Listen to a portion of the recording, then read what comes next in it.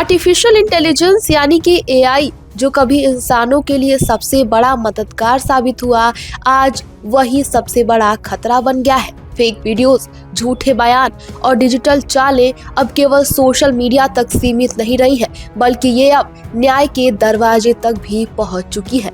जी हाँ, इस मामले में भारत के मुख्य न्यायाधीश CJI BR गवई ने भी गहन चिंता जताई है। उनका कहना है कि इस तरह के उपकरणों का उपयोग न्यायतंत्र के खिलाफ भी किया जा रहा है। CJI गवई ने बताया है कि उन्होंने अपनी भी AI से बनाई गई फेक तस्वीरें देखी हैं। उन्होंने कहा, हाँ, हमने भी कई रूपांतरित तस्वीरें देखी है। दरअसल सुप्रीम कोर्ट में एक याचिका दायर की गई थी जिसमें जनरेटिव AI यानी कि जेन AI को रेगुलेट करने के लिए दिशा निर्देश जारी करने की मांग की गई है। याचिकाकर्ता का कहना है कि न्यायिक तंत्र में भी AI का इस्तेमाल होने लगा है। हालांकि न्यायिक व्यवस्था को ये सुनिश्चित करना होगा कि ये AI किसी के प्रति पक्षपात ना करे और डेटा को पूरी तरीके से पारदर्शी रखा जाए। CJI गवई ने अपने उसी AI वीडियो की बात की है जब बीते दिनों ऐसा दावा किया जा रहा था कि उनके कोर्ट रूम में उनके ऊपर किसी ने जूता फेंका है, जबकि सच्चाई ये है कि ऐसा कुछ हुआ ही नहीं था। ये वीडियो AI और एडिटिंग के जरिए सोशल मीडिया पर खूब वायरल हो रही थी।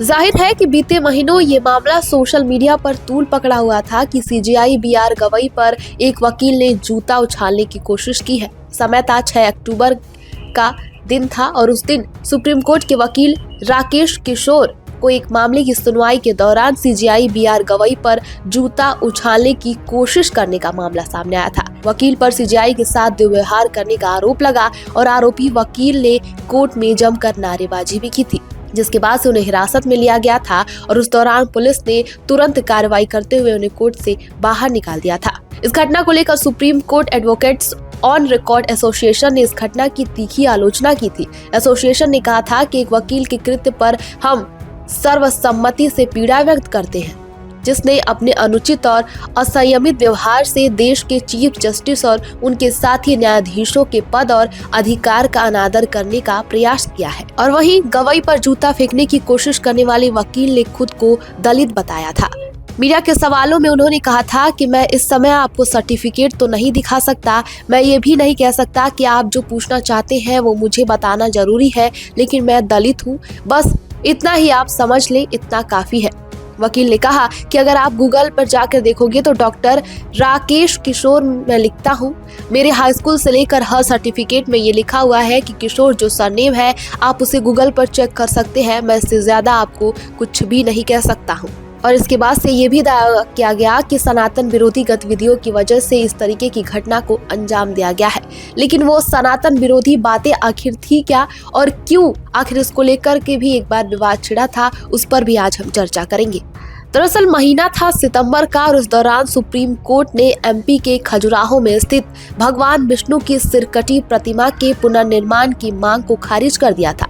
अदालत ने इस याचिका को पब्लिसिटी इंटरेस्ट लिटिगेशन करार दिया था और इस दौरान चीफ जस्टिस BR गवई की एक टिप्पणी भी सोशल मीडिया पर खूब चर्चा में रही थी। दरअसल मध्य प्रदेश में यूनेस्को की विश्व धरोहर की सूची में शामिल खजुराहो मंदिर परिसर के जवारी मंदिर में स्थित भगवान विष्णु की 7 फुट ऊंची मूर्ति की सिर टूटी हुई अवस्था में है। इस मामले में राकेश दलाल नाम के शख्स ने क्षतिग्रस्त मूर्ति को बदलने और उसकी प्राण प्रतिष्ठा करने की मांग की थी। मुख्य न्यायाधीश BR गवई और न्यायमूर्ति के विनोद चंद्रन की अध्यक्षता वाली पीठ ने राकेश दलाल की याचिका पर विचार करने से इनकार कर दिया था। इस मामले की सुनवाई के दौरान मुख्य न्यायाधीश BR गवई ने कहा कि ये पूरी तरह से प्रचार के लिए याचिका है। जाओ और खुद भगवान से कुछ करने को कहो। अगर तुम कह रहे हो कि तुम भगवान विष्णु के प्रबल भक्त हो तो तुम प्रार्थना करो और थोड़ा ध्यान करो। वहीं सुप्रीम कोर्ट में आयोजित बीते दिनों राष्ट्रीय विधिक सेवा प्राधिकरण NLSA के कानूनी सहायता तंत्र को सशक्त करने पर राष्ट्रीय सम्मेलन को संबोधित करते हुए प्रधानमंत्री नरेंद्र मोदी ने बड़ी बात कह दी। उन्होंने कहा कि जब न्याय समाज के हर वर्ग तक पहुंचे और किसी व्यक्ति की सामाजिक या आर्थिक स्थिति को देखकर ना बदले, तभी वो वास्तविक सामाजिक न्याय कहलाता है। प्रधानमंत्री ने कहा कि ई ऑफ डूइंग बिजनेस और ई ऑफ लिविंग की तरह ही इज ऑफ जस्टिस भी उतना ही आवश्यक है। उन्होंने बताया कि पिछले कुछ वर्षों में सरकार ने न्याय प्रणाली को आम लोगों के लिए अधिक सरल, सुलभ और मानवीय बनाने की दिशा में नई कदम उठाए हैं और कई कदम उठे हैं। पीएम मोदी ने कहा कि लोक अदालतों और प्रीलिटिगेशन सेटलमेंट के जरिए आज लाखों विवाद तेजी से और कम लागत पर निपटाए जा रहे हैं। प्रधानमंत्री ने ये भी बताया कि केंद्र सरकार द्वारा शुरू की गई लीगल एंड डिफेंस काउंसिल प्रणाली के तहत पिछले 3 वर्षों में 8 लाख से अधिक आपराधिक मामलों का निपटारा किया गया है। वहीं सीजेआई बीआर गवई ने कहा कि न्याय कुछ लोगों का विशेषाधिकार नहीं बल्कि प्रत्येक नागरिक का अधिकार है। उन्होंने इस बात पर जोर दिया कि जजों और वकीलों का ये कर्तव्य है कि वो सुनिश्चित करें कि न्याय का प्रकाश समाज के हाशिए पर खड़े अंतिम व्यक्ति तक पहुंचे। कानूनी सहायता वितरण तंत्र को मजबूत करने पर आयोजित राष्ट्रीय सम्मेलन के उद्घाटन समारोह को संबोधित करते हुए जस्टिस गवई ने कहा कि कानूनी सेवा आंदोलन का असली पुरस्कार आंकड़ों या वार्षिक रिपोर्ट में नहीं है, बल्कि उन नागरिकों को शांत, कृतज्ञता और नए सिरे से विश्वास में है जो कभी खुद को अनदेखा महसूस करते थे। सीजेआई ने कहा कि न्याय कुछ लोगों का विशेषाधिकार नहीं बल्कि प्रत्येक नागरिक का अधिकार है और न्यायाधीशों, वकीलों और इसी के साथ साथ न्यायालय के अधिकारियों के रूप में हमारी भूमिका ये सुनिश्चित करने की है कि न्याय का प्रकाश समाज के हाशिए पर खड़े अंतिम व्यक्ति तक पहुँचे। उन्होंने कहा कि सफलता का असली मापदंड संख्या में नहीं बल्कि आम आदमी के विश्वास में है, इस विश्वास में कि कोई ना कोई कहीं ना कहीं उनके साथ खड़ा होने के लिए तैयार है।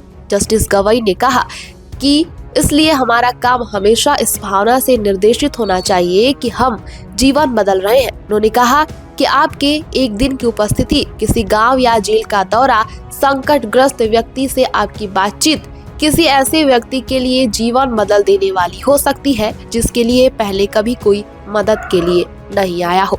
इस खबर पर आपकी क्या राय है हमें कमेंट बॉक्स में जरूर बताएं और देश दुनिया की तमाम खबरों को देखने के लिए हमारे चैनल को सब्सक्राइब करें। बने रहिए हमारे साथ और देखते रहिए द बेस्ट टॉक मीडिया।